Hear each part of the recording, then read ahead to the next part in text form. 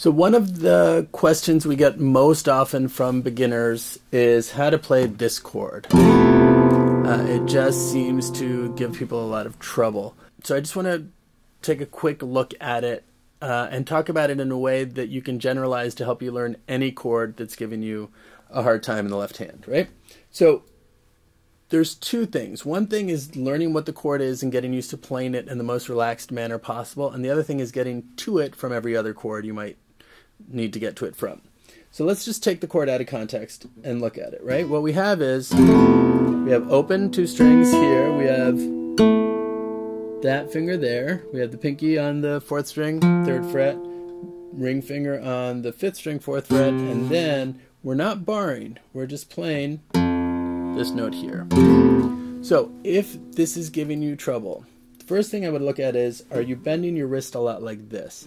For some reason, people seem to think that this is going to help them play a chord. It doesn't.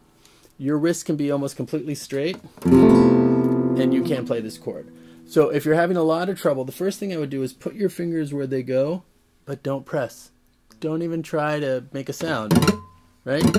Just get used to putting them where they go, but be really deliberate about the order, right? So let's say we're going to do index first, then the middle finger, then the ring finger, then the pinky.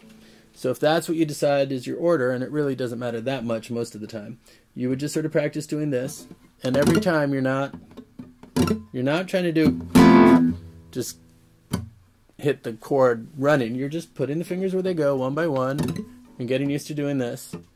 And however relaxed you may think you are, relax more. There's always more relaxing you can do.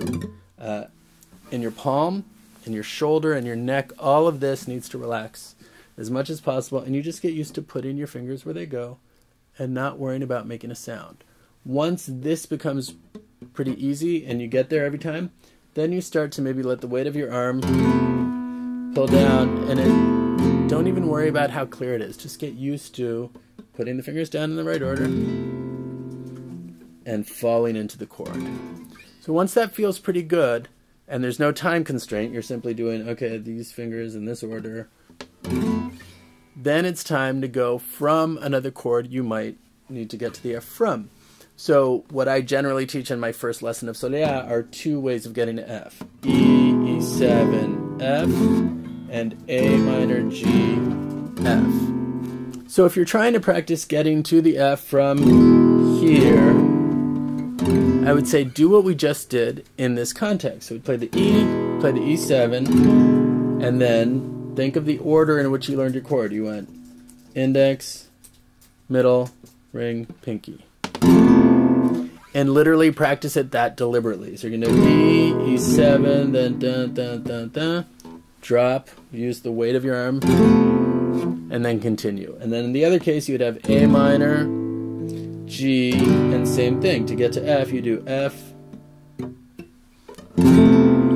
Seems like it's taking a lot of time, and it is for now, but you're learning how to learn to grab a chord that's been giving you a hard time. And the more deliberate you are about this finger goes here, this finger goes here, this finger goes here, which seems like a lot of work, the more quickly you're going to be able to just do whenever you want.